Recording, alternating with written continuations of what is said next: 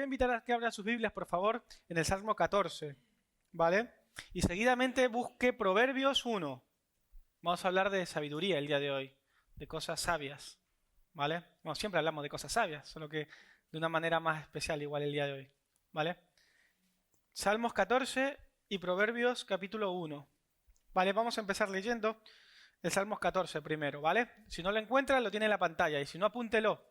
Ah, y otra recomendación, por favor, si podéis bajar el volumen del móvil, ponerlo en silencio o apagarlo mejor, que mira, que luego nos distrae y es luego, de verdad, yo me desconcentro mucho. Y luego retomarlo es complicado. Así que si lo podemos hacer, me haríais un gran favor. Y a todos, creo. Así que vamos con el Salmo 14, ¿vale? ¿Qué dice el Salmo 14? Dice lo siguiente. Dice el necio en su corazón, no hay Dios. Se han corrompido. Hacen obras abominables. No hay quien haga el bien. Esto está refiriéndose el salmista. Aquel que dice que no existe Dios, que no hay un Dios, que de alguna manera hemos sido creados a lo mejor de cualquier cosa menos de Dios, ¿vale?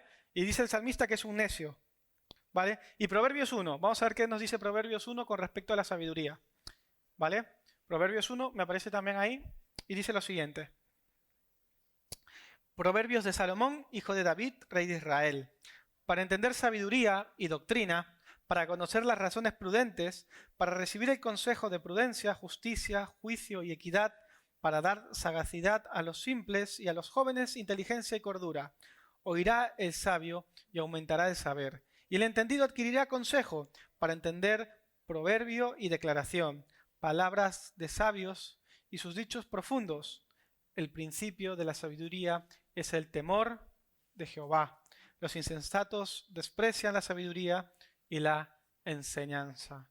Es decir, el proverbista aquí nos está diciendo justamente eso, que para obtener sabiduría, el principio, el primer lugar, la fuente a la cual debemos acudir es al Señor, ¿verdad? Y él compara de alguna manera a los que no tienen este tipo de temor, pues como unos insensatos y que, por cierto, desprecian la sabiduría y la enseñanza, ¿vale?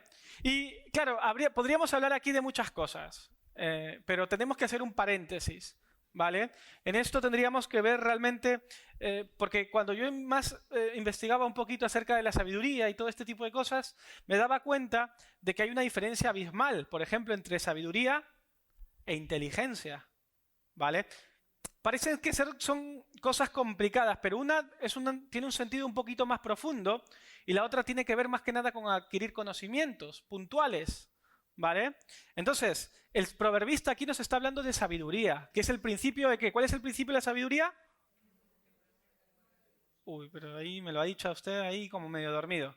¿Cuál es el principio de la sabiduría? Ahí. Muy bien, muy bien. Entonces, curiosamente, mirad, la semana pasada, yo en esto que estaba leyendo el diario, estoy evitando un poco ver la tele, ¿vale? Porque la tele ya veis que siempre hay noticias que, un poco fuertes, ¿no? Impactantes, porque son imágenes muy fuertes. Entonces me puse a leer el diario. Y en el diario encontré un artículo interesantísimo sobre esto. Que, curiosamente, les voy a decir básicamente el título de este artículo, que tiene el título del mensaje el día de hoy también. Y el título que tiene el artículo es La trampa de los inteligentes. La trampa de los inteligentes. Y en dicho artículo el columnista mencionaba que a España, o sea, la semana pasada, perdón por no avisarlo, la semana pasada iba a llegar aquel ensayista, porque es un ensayista que ha hecho justamente eso, un ensayo advirtiendo de alguna manera o dando a conocer los peores errores que cometen justamente las personas inteligentes. Y yo lo voy a leer literalmente porque lo saqué de este artículo, ¿vale? Para que usted más o menos pueda ver. De esta manera, entre estos cerebros brillantes, por ejemplo, se encuentran científicos, varios premios Nobel y, por ejemplo, Steve Jobs, aquel fundador de Apple, ¿vale? O el creador de Apple. Y mirad lo que dice esto con respecto a Steve Jobs, ¿vale? Mirad lo que dice este artículo. Dice, el día que le diagnosticaron un extraño cáncer de páncreas a Steve Jobs, entonces presidente de Apple, mandó un mail a todos sus empleados para tranquilizarles. Él dice, tengo una forma rara de cáncer llamada tumor neuroendocrino, decía el correo electrónico. Puede ser curado si se elimina quirúrgicamente tras ser diagnosticado a tiempo. 7 años después, Steve Jobs muere. Y ahora mirad lo que dice el biógrafo oficial de Jobs. Dice lo siguiente. El biógrafo reveló entonces que durante 9 meses de 2004, Jobs, uno de los grandes genios del siglo XX, se había negado a operarse porque la intervención era demasiado invasiva. Es decir, que tenían que intervenirle quirúrgicamente de una manera muy, muy fuerte. O sea, yo también busqué esta palabra invasiva, que es lo que quiere decir. Y es justamente, pues, para los entendidos, aquellos que de alguna manera entienden de la materia, es que tienen que, de alguna manera, pues, abrirle, buscar más o menos el problema, ¿no? Y él no se sometió a eso. Y dice, y había decidido, en cambio, tratarse la enfermedad con sesiones de acupuntura, espiritistas y zumos naturales. La pregunta que pone el columnista dice, ¿cómo pudo un hombre tan inteligente hacer algo tan estúpido? Le preguntaron una noche al biógrafo y dice que Jobs creía que si ignoras algo, si no quieres que algo exista, hay un pensamiento mágico que lo elimina. Esto es lo que pensaba Jobs. Dice más adelante, dice, técnicamente Jobs fue víctima de la llamada trampa de la inteligencia. Es un patrón de actitudes y comportamientos que lleva a las personas formadas e inteligentes a actuar de forma estúpida debido a su capacidad intelectual y no a pesar de ella. Y mirar, y no solamente se quedaba Jobs en el camino, sino había una larga lista que no voy a mencionar a todos, pero mencionaré algunos. Dice, hay una larga nómina de lo que podríamos llamar, con perdón, esto es lo que dice el artículo, listos de bote, ¿vale? Por ejemplo, Arthur Conan Doyle, doctor en medicina y brillante autor de Sherlock Holmes, creía en las hadas y acudía 5 o 6 veces por semana a un medium. Kary Mullis, premio Nobel de Química, negaba la existencia del virus del SIDA y del cambio climático, aunque defendía los viajes astrales y estaba convencido de haber sido abducido por los extraterrestres. Y el bioquímico Linus Pauling, también premio Nobel, se pasó años asegurando que los suplementos vitamínicos curaban el cáncer. Vale. Es decir, este artículo de alguna manera menciona que pues, las personas que cuando más de alguna manera van adquiriendo conocimientos, inteligencia, de alguna manera caen en una trampa. ¿Cuál es esta trampa? Es decir, que creen que dominan todo en otras materias. Jobs era un genio, por ejemplo, en el mundo de la informática, pero ya vemos de alguna manera cómo igual se fue menguando con respecto al tema de la enfermedad. Y así como los varios genios que hemos mencionado el día de hoy, ¿verdad? Entonces, este patrón, el columnista lo relataba como esto, la trampa de la inteligencia. Y mirar, yo creo que era de parte del Señor, porque no había otra cosa en mi mente, o sea, a la mente se me venía justamente 2 personajes en la palabra de Dios que de alguna u otra manera actuaron similarmente. Vamos a descubrir ahora mismo quiénes son. ¿Vale? Los 2 tienen muchas cosas en común. Cuando yo le diga los nombres, usted va a decir, claro, tienen muchas cosas en común, porque de alguna manera hacían prácticamente lo mismo. ¿Vale? Y de alguna manera terminan, por así decirlo, bueno, no lo sabemos porque la palabra de Dios no nos da detalles de alguno cómo termina al 100%, pero entendemos que han sido inteligentes, pero no sabios. Porque la sabiduría, ¿qué es? El temor al Señor, exactamente. Entonces, te quiero hablar un poquito, así entre líneas, acerca de Faraón y Pilato. ¿Vale? Definitivamente se me venían a la mente estos 2 personajes. Ambos son gobernantes. ¿Vale? Uno, de alguna manera, es el gobernante de uno de los imperios más grandes antiguos, como el de Egipto, y el otro es un gobernador de una provincia importante en otro imperio, también muy importante, como es el de Roma. Eso es algo innegable. O sea, son 2 potencias en su época, de alguna manera, importantes para esos tiempos. Ambos, Pilato y Faraón, han sido instruidos en las leyes, en el arte y en modales de la época para gobernar con inteligencia. Porque no cualquiera, que esto es verdad, no cualquiera hoy puede llegar a ser, bueno, hoy no, pero en aquella época, cualquiera no podía llegar a ser faraón. Para llegar a ser faraón, evidentemente, probablemente en muchas ocasiones tenía que ver también con el tema de la dinastía, es decir, sucesión de padres a hijos, ¿verdad? Pero el faraón ya lo vemos en el relato, a lo mejor en el encuentro cuando, recordáis, ¿no? Cuando Moisés, por ejemplo, su madre tiene que dejarlo en el río, abandonado, y dice la palabra del Señor, literalmente, que Moisés fue criado ¿dónde? ¿En palacio de quién? Justamente de Faraón. Ahí aprendió todas las artes, en cuanto a la guerra, por ejemplo, en cuanto a los modales de la época, y de alguna manera Moisés fue un instruido dentro de la casa justamente del faraón. Entonces el faraón tenía que ser alguien sumamente instruido, sumamente inteligente para gobernar, ¿verdad? Y todo eso. ¿Y qué decir de Pilatos? Un prefecto romano de la época. O sea, cualquiera no es un prefecto romano. O sea, si ser romano, ya el título de la nacionalidad romana era algo importante, o sea, como hoy por hoy, por ejemplo, tener la nacionalidad, yo qué sé, la Green Card, la americana, que es una de las, yo qué sé, las nacionalidades o los pasaportes que de alguna manera te abren puertas en cualquier lado del mundo.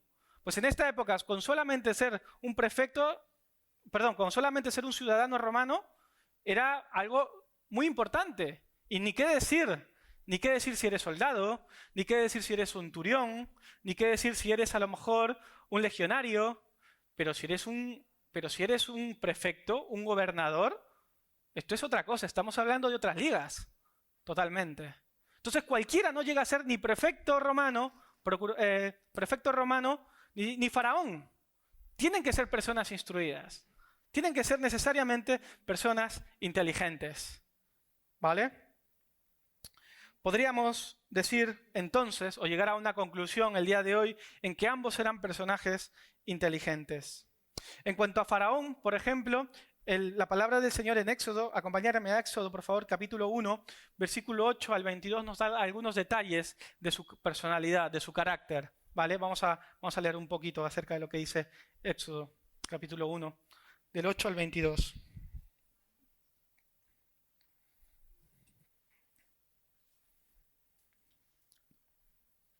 Dice la palabra del Señor. Pero llegó al poder en Egipto otro rey que no había conocido a José. José, ya sabemos, era el hijo de Jacob, aquel que de alguna manera fue segundo del faraón porque pues, dominó de alguna manera el tema de la hambruna en aquella época en Egipto, y de esta manera pues José y toda su familia se establecieron allí. Pero dice este texto que había un faraón, llegó otro faraón que no sabía quién era José. ¿Vale? No sabía quién era José. Y dice el texto, continúa en el versículo 9. Y le dijo a su pueblo, cuidado con los israelitas, que ya son más fuertes y numerosos que nosotros. Vamos a tener que manejarlos con mucha astucia, de lo contrario seguirán aumentando. Y si estalla una guerra, se unirán a nuestros enemigos y nos combatirán y se irán del país. Es decir, hasta este momento lo más probable es que la unión entre los israelitas y los egipcios de alguna manera era una relación normal. Una relación, es verdad, convivimos en un país, a lo mejor como hoy, ¿verdad? Que hay muchos extranjeros y demás, y tal. Igual era una relación más que nada normal, de establecer de alguna manera una comunidad. Pero llega este faraón, que no sabía nada quién era José y lo que había hecho por Egipto, evidentemente, y de alguna manera empieza a maquinar. Y dice el texto que empieza a tener, dice el versículo 10, si te das cuenta, mira lo que te dice, vamos a tener que manejarlos con mucha astucia. Y si tú vas a tener que manejar a alguien con mucha astucia, o controlar, o intentar hacer algo con mucha astucia, ¿qué tienes que hacer? ¿Estáis aquí? ¿Sí? ¿Qué tienes que hacer? Uy, soy buenísimos, ¿eh?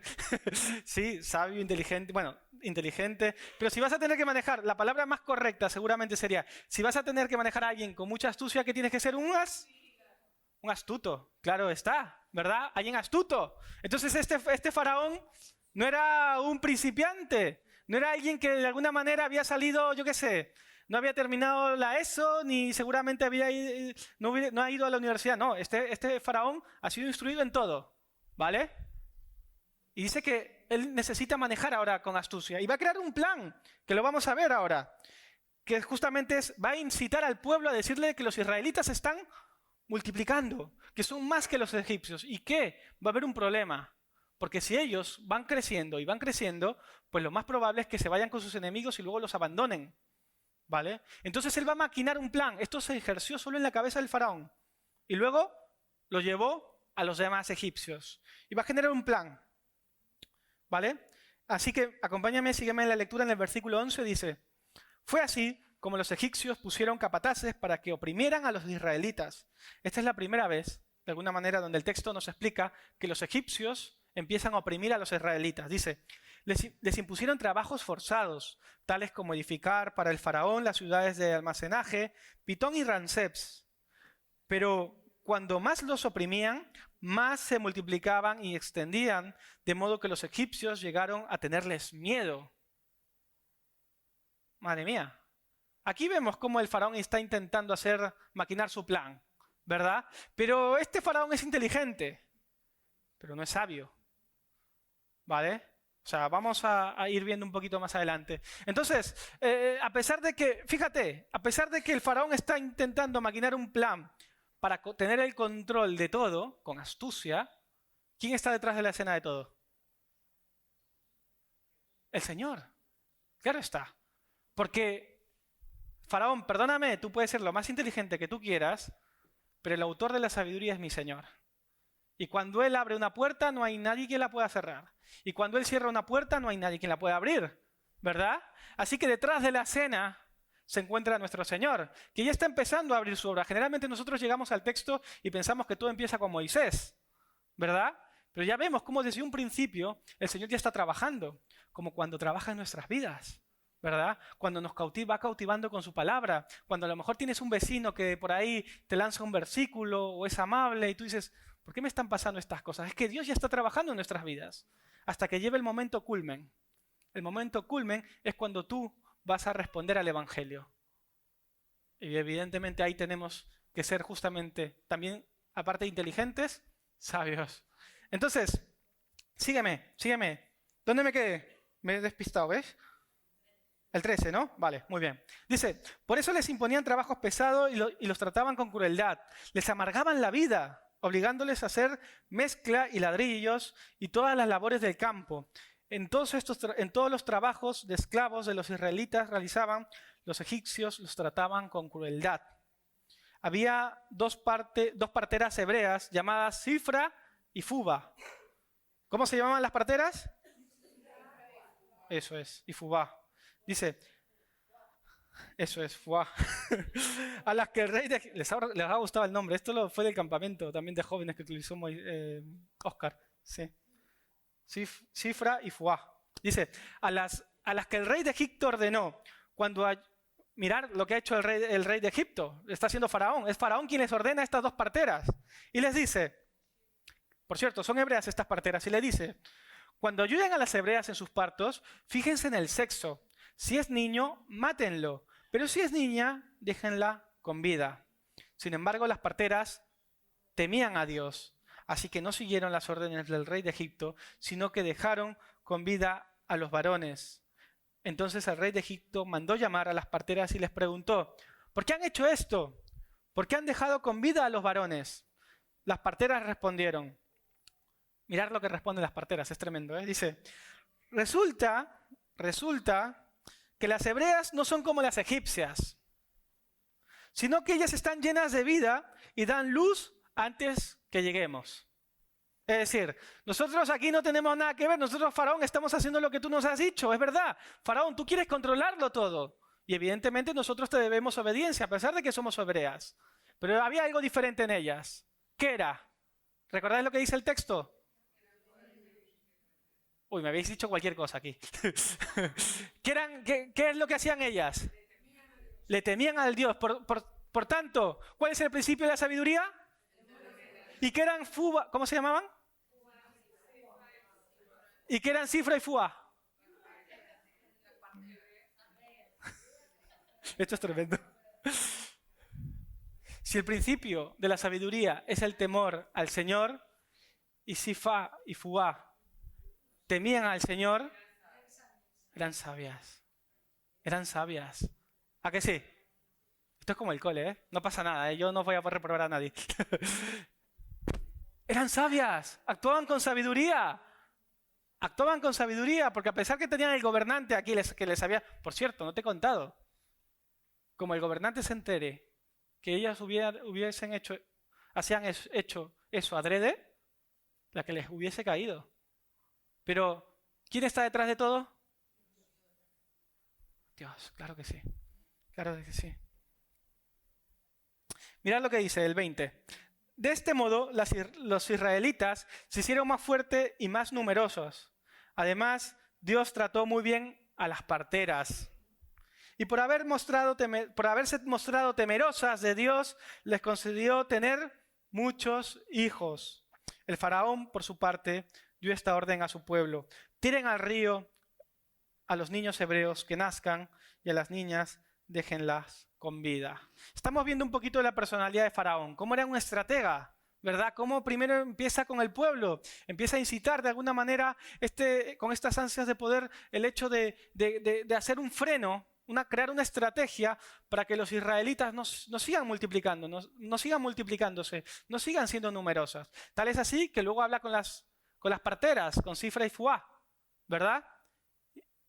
Y les da otra orden, que pues cuando nazca un niño varón lo eliminen, pero si nace mujer no lo hagan. Sin embargo, ellas eran temerosas del Señor, obedecían al Señor. ¿Y por qué eran temerosas del Señor?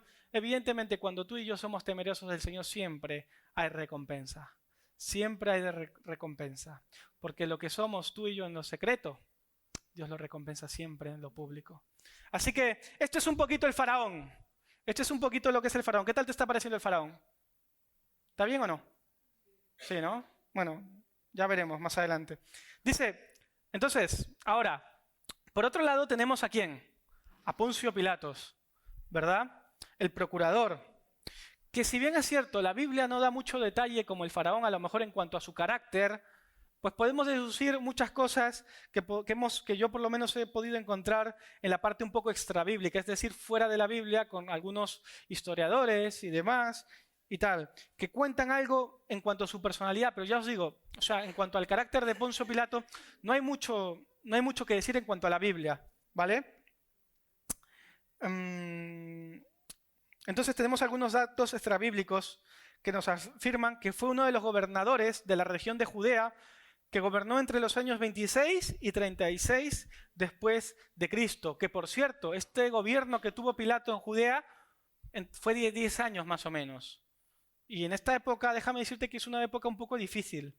Los gobernadores van pasando y van viniendo. O sea, vienen y se van, ¿vale? Porque el propósito, muchos de ellos, es estar en Roma, justamente. Nadie quiere estar fuera de Roma capital, ¿entenderme? Porque todo en este mundo conocido es Roma, en aquella época. Entonces Pilato, de alguna manera, fue de aquellos que duró 10 años. Y déjame decirte una cosa, para durar 10 años allí en ese cargo, no tenías que ser un pelele, evidentemente. Tenías que ser alguien inteligente y con astucia también, ¿vale? Por cierto, una de las cosas que pude encontrar, por ejemplo, es que implementó un acueducto para Jerusalén de 40 kilómetros de distancia. Esto, a nuestros días, parece por así decirlo, cualquier cosa. Pero déjame decirte que en la época esto era toda una obra de ingeniería, realmente. 40 kilómetros de distancia de Jerusalén para que a Jerusalén le pueda llegar agua. No sé cómo lo haría, pero bueno. Dice que esto fue una de las cosas que hizo Poncio Pilato. Hay un detalle aquí, es verdad que se me había escapado. Lo hizo con las ofrendas del templo. Con las ofrendas del templo, que por cierto, el Sanedrín estaba de acuerdo. Porque Pilatos les había dicho de que si no ofrendaba, o sea, que si no el templo no les daba algunas de las ofrendas que ellos tenían, pues él tenía que subirles el impuesto, ¿vale? Así que entre esto y otra cosa, Pilatos también era un poco astuto para ser corrupto, por así decirlo. Porque era un hombre bastante corrupto. Era un hombre que, de alguna manera, por lo que he podido investigar, tenía un amor importante hacia el dinero, ¿vale? Y hacia la posición. Por cierto, era un sanguinario también. Hay un episodio donde hay un derramamiento de sangre en el templo de los judíos, ¿vale? Y él es el autor de eso, de alguna manera. Vamos a ver otra cosa que tienen en común estos dos personajes. Creo que es una de las cosas que, aparte de ser gobernadores, es más fuerte de todo. Es que estos dos personajes tuvieron en su palacio respectivo, por un lado, al libertador de Israel y por el otro lado, al libertador de los hombres, es decir, al libertador de la humanidad. Por un lado, uno tuvo a Moisés delante que venía de parte de Dios, y por otro lado el otro tuvo al propio Dios hecho hombre en su palacio, haciéndose cada vez más pequeño, para que tú y yo hoy podamos, por ejemplo, escuchar esta palabra. ¿Vale? Entonces, ambos estaban cegados.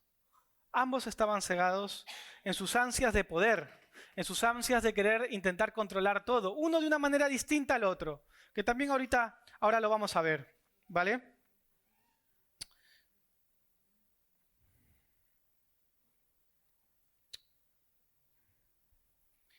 Los capítulos 4, esto lo dejo para que lo busquéis si queréis en casa, a partir del 4, Dios va a llamar a Moisés. Previamente ya lo había llamado, ¿vale? Se le presenta en la zarza, le dan las instrucciones para que se presente delante de Faraón y le diga, el pueblo y yo tenemos que salirnos, ausentarnos, porque tenemos que darle la gloria al Señor. Tenemos que ir a rendirle culto al Señor. Y el Faraón se obceca. Dice, ¿cómo? ¿Cómo que os vais? A ver, ¿qué es esto? Recordemos qué es lo que ha hecho previamente el Faraón. Ha intentado ser o mejor dicho, ha sido un homicida de alguna manera para intentar controlar la natalidad de los hijos de Israel. Y ahora viene un tal Moisés, que por cierto, seguramente hay un conocimiento entre ellos, se conocen. Moisés recuerda que ha estado 40 años en el palacio del faraón. Y Moisés le dice, vengo de parte de Dios. Vengo de parte de Dios. Y Faraón cada vez más se endurece. ¿Qué Dios es ese? ¿Qué Dios es el en el cual vienes? Anda, vete de aquí y voy a poner más trabajo porque seguramente estáis maquinando estos porque sois unos haraganes, unos holgazanes.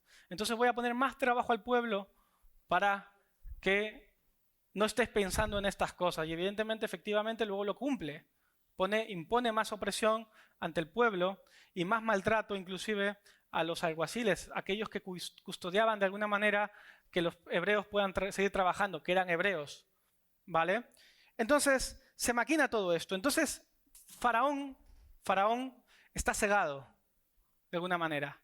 Está cegado. No está entendiendo realmente, evidentemente, quién está delante de él. Que es el hombre llamado por Dios. Que, por cierto, luego lo veremos. Es verdad, Faraón, tú estás endurecido, tú te estás endureciendo, puedes ser lo más inteligente que tú quieras, pero ¿quién estaba detrás de la escena? Dios. ¿Verdad? Y ahí estamos hablando, y ahí hablaríamos de qué. O sea, se va a enfrentar, por un lado, la inteligencia de Faraón contra la sabiduría de Dios. ¿Vale? Y ya sabemos la historia, ¿verdad? Vienen las plagas, viene la mortandad, Israel sale, el Dios hace lo imposible, lo que para nosotros es imposible, él lo hace posible, se abre el mar en dos, pasan los hebreos, los egipcios quedan atrapados, Israel es liberada. ¿Verdad? Porque ante la inteligencia que el ser humano pueda poner delante de las cosas de Dios, evidentemente, Dios es soberano. Dios no es cualquier hijo de vecino de alguna manera que está limitado, ¿verdad? Él es el autor de absolutamente todo. Y Él es quien tiene el control de todo y no nosotros. Y eso es lo primero que quiero que entiendas. Tú y yo no controlamos nada. Tú y yo no controlamos nada. Tú y yo... Vienen las situaciones, vienen los problemas, las aflicciones, igual son muchas veces por nuestras malas acciones, por nuestras malas decisiones, porque justamente no están centradas en el principio de la sabiduría. Porque si tú, de alguna manera, tienes este principio de la sabiduría que es el temor al Señor, y cuando hablo del temor al Señor, la lista es larga. Mandamientos, ordenanzas y un montón de cosas que, por cierto, déjame decirte una cosa, esto lo vemos como un conjunto de normas que nos oprimen, pero déjame decirte una cosa, que no es así. Esto es lo que de alguna manera la religión ha hecho creer a las personas. Cuando realmente eso es un camino hacia la libertad. Dios te ama con locura y quiere que no caigas, que no tropieces. Por eso pone algunas normas, como lo que decía la semana pasada. ¿Recordáis el ejemplo del bebé o del niño que está ahí y está la madre haciendo, de alguna manera lo pone, ¿dónde lo ponía? ¿Recordáis? En un corral, creo que se llama corralito, ¿verdad? ¿Para qué? Para que no se haga daño. Y el niño piensa que no, que quiere salir, que quiere salir, pero él está en un corralito, ¿verdad? Justamente para que no se haga daño. Lo mismo hace en ocasiones Dios con nosotros. Evidentemente no nos pone un corralito, pero Él nos da su palabra, por ejemplo. Nos da su palabra para que nosotros no solamente seamos inteligentes, sino que seamos sabios como Él. Para que tomemos las mejores decisiones, para que vivamos en santidad.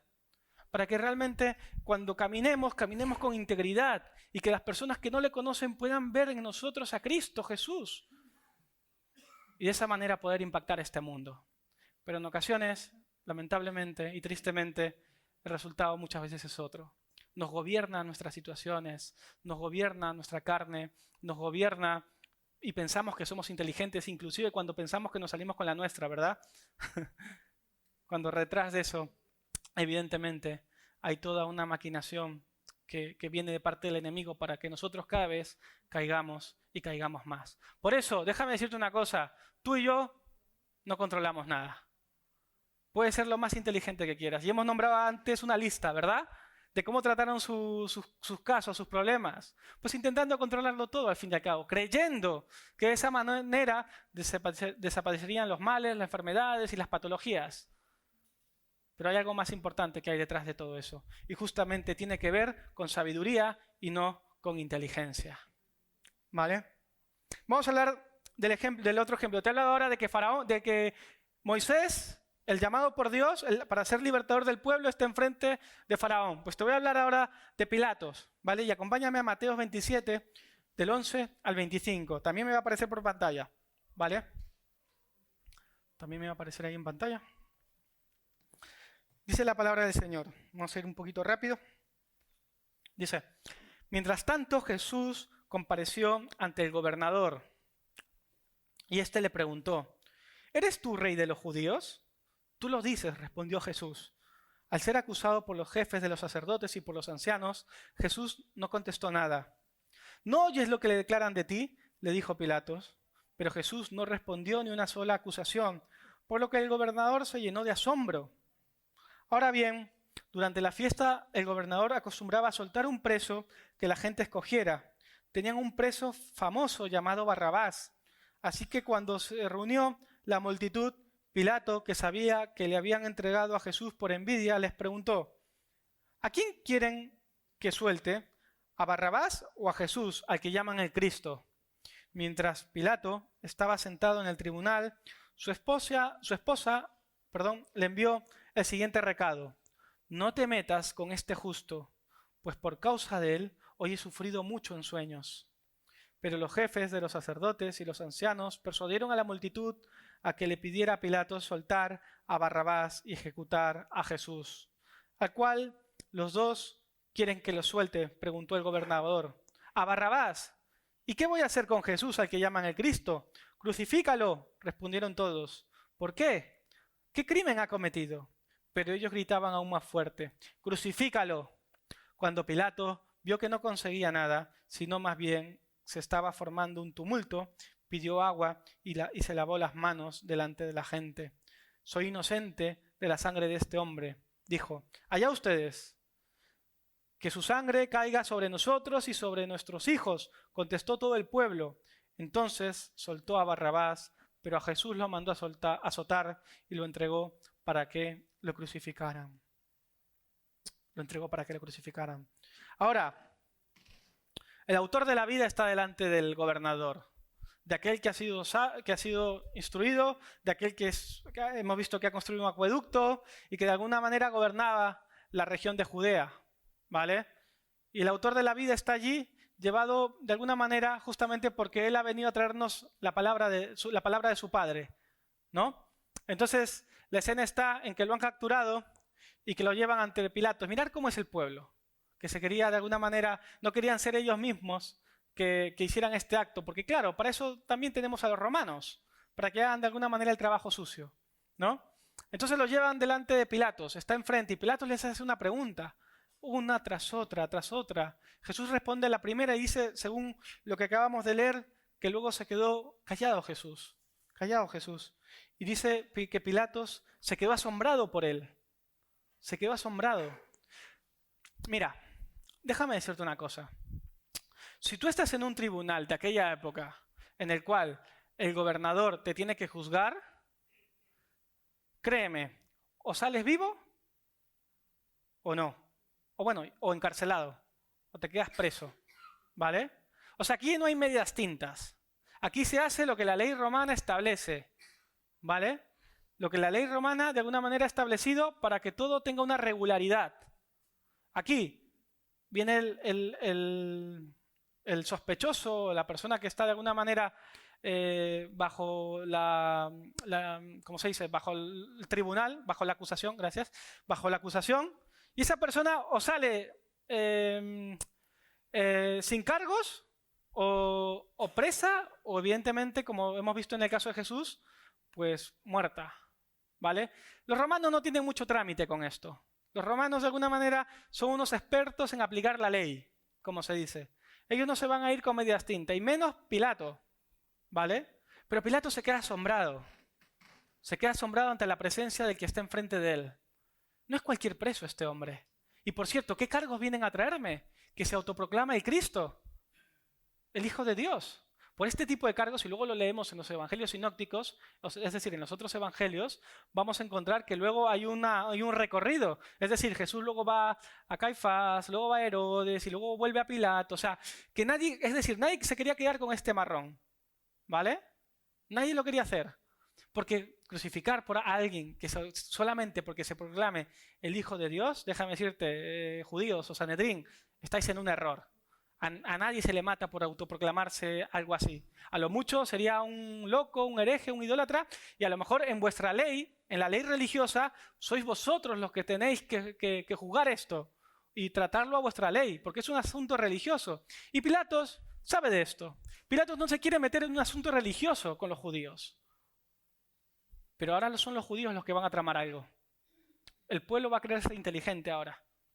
¿Y sabéis lo que va a tramar?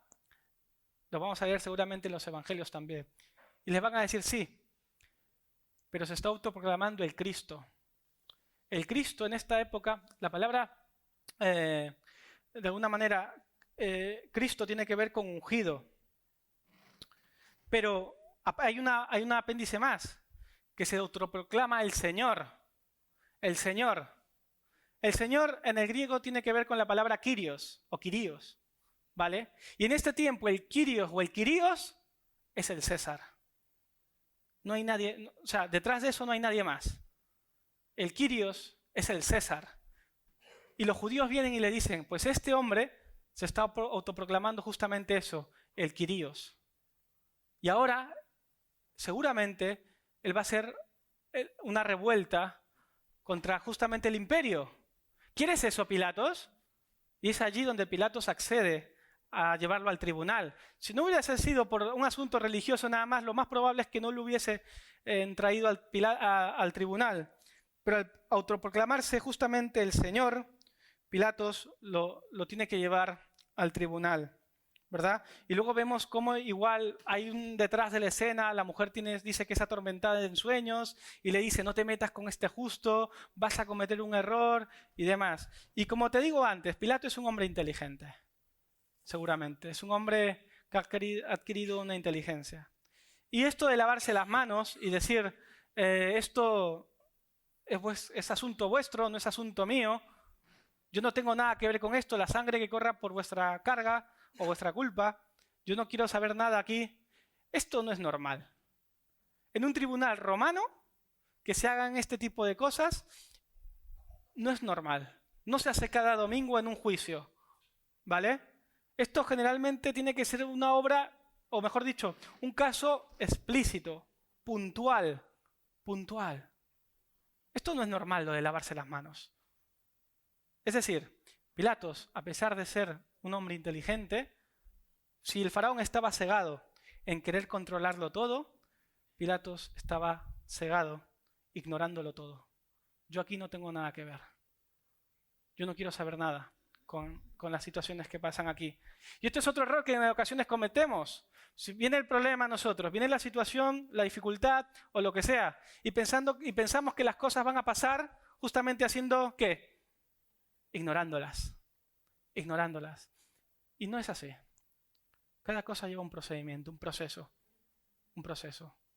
Y para tú entrar en el proceso, evidentemente, y para tomar las mejores decisiones, evidentemente, tenemos que aplicar el principio de la sabiduría. Porque si no, tomaremos seguramente decisiones incorrectas. Totalmente. Así que te quiero decir 3 cosas el día de hoy, ¿vale? Te diría muchas cosas más, pero eso te lo diré en otra ocasión. Pero hoy por lo menos, por lo que estamos estudiando, por lo que estamos meditando hoy en la palabra del Señor, yo te quiero decir 3 cosas de una manera simple, sencilla y rápida. Lo primero de todo, lo que no hicieron Pilato ni Faraón. Lo primero, reconoce al Señor en tu vida. Reconoce al Señor en tu vida. Sé humilde. Recuerda que tú no controlas nada y que el Señor es el dueño de los tiempos. Esfuérzate por andar en sabiduría, pero recuerda que para que seas más sabio y puedas tomar las mejores decisiones, entonces tienes que estar cerca de Él. Tienes que estar cerca de Él. Tienes que oler a Jesús.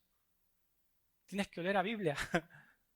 Tienes que oler de alguna manera justamente a eso, a oveja. No a las ovejas que están en el monte, porque si no, aquí no aguantamos. Pero tienes que oler a la oveja del rebaño de Jesús. De Jesús. Por eso tienes que conocer más la palabra de Dios. Por eso nosotros insistimos y hemos entendido ya desde hace algún tiempo que lo importante que es tener o lo importante que es vivir la palabra de Dios, no solamente estudiarla. Por eso tenemos el grupo de conexión, ahora que tenemos 3 aquí en Rosas, para que tú de alguna manera te implementes allí. Y tú dirás, no, es que yo ya lo sé, soy un cristiano de hace 50 años, 60 años. Créeme, cada día yo me sorprendo más de lo que Dios hace en su palabra, o de lo que Dios dice en su palabra. Tú no controlas nada y sé humilde. Hermanos, tenemos que aprender a ser humildes. Y ser humilde no es decir, soy humilde ya, porque esa es una gran mentira. Yo conocía a un amigo que decía, no, es que yo soy siempre humilde. Madre mía, ¿verdad? La humildad se demuestra, la humildad no es un acto de demostrarlo. La humildad básicamente es una vida que se aferra a Cristo y actúa como Cristo.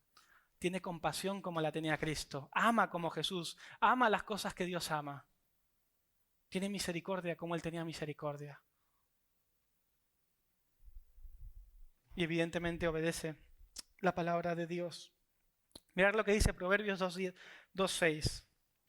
Dice, porque el Señor da la sabiduría, conocimiento y ciencia brotan de sus labios. O sea, si en el Proverbios 1 decíamos que el principio de la sabiduría es el temor del Señor, y ahora en Proverbios 2:6 dice que es el Señor quien da sabiduría. Es decir, si Él es la sabiduría y el principio de la sabiduría es temerle, y temerle conlleva tener relación con Él, porque si yo no tengo relación con alguien, evidentemente no voy a tener ningún tipo de temor. Y ya me entendéis cuando hablo de temor, creo que esto lo hablé en alguna ocasión, ¿verdad? Dice el Proverbios 2:6 que conocimiento y ciencia brotan de sus labios, ¿vale? Cuando tú y yo, porque es el Señor quien da la sabiduría.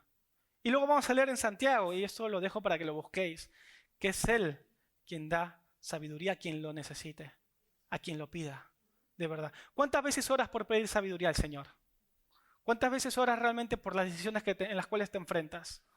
¿Cuántas veces realmente pones primero, antes de agobiarte, antes de, tomar ya la acción puntual, vas a la presencia del Señor y dices, Señor, no sé qué hacer? Literalmente, así como te lo estoy diciendo con estas palabras, no sé qué hacer, abriendo tu boca. ¿Cuántas veces estás en esa habitación o con tu esposo, con tu esposa, o con tus hijos o en familia? No sabemos qué hacer. Ayúdanos, danos tu respuesta aquí. Queremos actuar conforme a tu palabra y no conforme a nuestra inteligencia. Queremos actuar de esta manera. ¿Cuántas veces? ¿Cuántas veces? Este proverbio me dice tremendamente que Él es quien da la sabiduría y conocimiento y ciencia brotan de sus labios. Los científicos piensan que ellos hacen ciencia, ¿verdad? Muchas veces, muchos de ellos. Algunos igual reconocen al Señor, pero otros piensan que ellos hacen ciencias, ¿no? Y este proverbio nos dice que la ciencia, ¿de dónde brota? De los labios del Señor, ¿verdad? Lo segundo que te quiero decir, mira lo que dice 1 Corintios, primero acompáñame. Lo segundo que te quiero decir tiene que ver con esto. 1 Corintios capítulo 18 al 23. Yo lo leo en la Nueva Versión Internacional. Dice el apóstol Pablo en este caso. Me explico. El mensaje de la cruz es una locura para los que se pierden. En cambio, para los que se salvan, es decir, para nosotros, este mensaje es poderoso, pues está escrito, destruiré la sabiduría de los sabios, frustraré la inteligencia de los inteligentes. ¿Dónde está el sabio? ¿Dónde el erudito? ¿Dónde el filósofo de esta época? ¿No ha convertido Dios en locura la sabiduría de este mundo, ya que Dios en su sabio designio dispuso que el mundo no lo conociera mediante la sabiduría humana? Tuvo a bien salvar mediante la locura de la predicación a los que creen. Los judíos piden señales milagrosas y los gentiles buscan sabiduría, mientras que nosotros predicamos a Cristo crucificado. Este mensaje es motivo de tropiezo para los judíos y es locura para los gentiles. Este texto es tremendo. Este texto lo tendrías que alinear en las tablas de tu corazón y guardarlas para toda la vida para que no te olvides nunca. ¿Vale? El apóstol Pablo de alguna manera está diciendo que la cruz es locura para los que se pierden. En cambio, para los que se salvan, es el poder de Dios, es el mensaje poderoso de Dios. Es locura. Por lo tanto, lo segundo que te quiero decir es: vive como un loco. Y ahora te voy a decir por qué. Vive como un loco, pero como un loco del Evangelio. ¿Sabes por qué? Porque si tú eres... ¿Qué hace un loco? Yo estuve pensando en esto. ¿Qué hace un loco cuando tiene una convicción genuina? La vive. Él ha querido una convicción genuina y la vive. No le importa lo que los otros le digan. Porque está loco. Él anda con su locura y evidentemente lleva esta convicción y no solamente la vive, la proclama a todo el mundo. ¿Alguna vez has estado con un loco que te hable de esa convicción y te hablará 50.000 veces de lo mismo? ¿Sabes por qué no le importa repetir? Porque está loco. Anda como un loco de alguna manera porque no le importa a los otros cómo lo vean. Y lo vive. Por eso te digo, empieza a ser un loco o loca. Pero qué bendita locura, ¿verdad? Qué bendita locura, que es una locura para salvación. Es una locura eterna, donde tú y yo en algún momento, cuando el Señor así lo decía, estaremos en el reino de nuestro Padre. Es la bendita locura de la predicación del Evangelio. Es la bendita locura de su palabra. Qué locura más preciosa, hermanos. Y por cierto, cómo el apóstol Pablo de alguna manera lo utiliza para justamente hablarles a esta iglesia puntual. Y le dice, para los judíos es tropiezo. Y los gentiles buscan sabiduría. Pero para nosotros, esto es el meollo de nuestra vida, de lo que Dios ha hecho con nosotros. Bendita locura. ¿Tú te imaginas al apóstol Pablo siendo uno de los fariseos más importantes de la época? Haberlo dejado todo y irse tras los pies de Cristo en un encuentro puntual. Lo llamarían que este tipo está loco. Predica a las personas y le dan una paliza. Está loco. Va a predicar a otro pueblo y lo dejan medio muerto. Está loco. Va y le dicen no prediques más y sigue predicando y lo encarcelan. Y está loco. Pero este loco, de alguna manera, escribe el 70% del Nuevo Testamento, por ejemplo. Lo que hoy estamos hablando. Bendita locura del Evangelio. Qué bendita locura, ¿verdad? Por eso lo segundo que te quiero decir, vive como un loco, pero como un loco del Evangelio. Por un loco de Cristo. Y lo tercero, que creo que es lo más importante, es que la mayor sabiduría es responder al Evangelio con acierto. Esa es la mayor sabiduría de todos. Hace 2 semanas tuvimos bautismos, ¿verdad? De algunos hermanos que dieron esos pasos firmes en respuesta de lo que habían hecho en la intimidad previamente. Como decimos, la Santa Cena es un símbolo y el bautismo también lo fue hace 2 semanas de aquello que Dios hizo en la intimidad, ¿verdad? Ellos respondieron con sabiduría y con acierto al Evangelio. Si tú estás hoy aquí, y a lo mejor has tenido un encuentro con Jesús o no lo has tenido, no lo sé. Pero si tú estás aquí y hoy estás escuchando estas palabras, hoy estamos hablando justamente del Evangelio de Jesús, aquel que cambia vidas, aquel que transforma vidas. Me la ha transformado a mí, seguramente a varios de vosotros también. Y llevas hace mucho tiempo en esa lucha, en esa tensidad, de alguna manera, entre sí y no. Decídete ya, decídete por Jesús. Tu vida va a cambiar. Pero no te hablo como los que predican a lo mejor la prosperidad de que vas a tener el coche y la casita en la playa, no. Porque a lo mejor vas a pasar por aflicciones distintas. Pero déjame decirte una cosa, la paz y el gozo que solamente vienen de lo alto, están aseguradas en el camino. Vas a ser, como decíamos antes, un loco del Evangelio, pero con propósito. Con propósito. Por eso, la mayor sabiduría es responder al Evangelio con acierto. Así que, si esta mañana, de alguna manera, Dios está hablando a tu vida, o viene hablando ya desde hace algún tiempo, yo te animo a que puedas responder al Evangelio con acierto, a que te decidas, entrega tu vida a Jesús, entrega tu vida a Jesús. No lo dejes para más tarde porque te estás perdiendo de la aventura más grande de toda la historia de la humanidad, porque es eterna, no se acaba nunca, no se acaba nunca. Y yo estoy convencido de que vas a tomar otra perspectiva de las cosas. Y sobre todas las cosas, ¿sabes qué pasa? Que Él y su Espíritu Santo te van a acompañar y te van a ayudar. Y la iglesia también. Por eso Dios creó esta comunidad también. Dios ha creado la subcomunidad, que es la Iglesia Universal, para que justamente los unos y los otros podamos seguir creciendo. Así que, para terminar, queridos hermanos, la sabiduría no tiene que ver con la inteligencia que podamos obtener. Tiene que ver con nuestra relación con Dios. Y la insensatez, justamente, tiene que ver con no reconocerlo y pensar que el centro de todo soy yo y no Él. Porque eso es lo que pensaban Faraón y Pilatos, que ellos eran el centro, que ellos controlaban, que ellos podían estar mucho tiempo ahí en el cargo, en el trono, pero ellos pasaron, han pasado ya, milenios han pasado, y la palabra de Dios sigue firme. ¿Por qué no está destruida? Muchos se encargaron intentaron destruir la palabra del Señor. Muchos intentaron poner a Jesús como si fuese una fábula, un cuento de hadas. Pero vemos cómo ese mensaje sigue transformando personas, pasándolas de muerte a vida. Por eso yo te animo a que no seas inteligente, sé sabio y reconoce al Señor. Reconócelo en todo. Y ponlo a Él como el centro de tu vida. Tomarás las mejores decisiones, seguramente aquellas que sean acertadas. Y te irá bien. Te irá bien.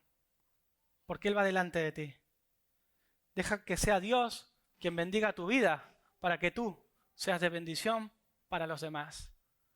Que Él bendiga tu vida para que tú seas de bendición para los demás. Oramos, hermanos.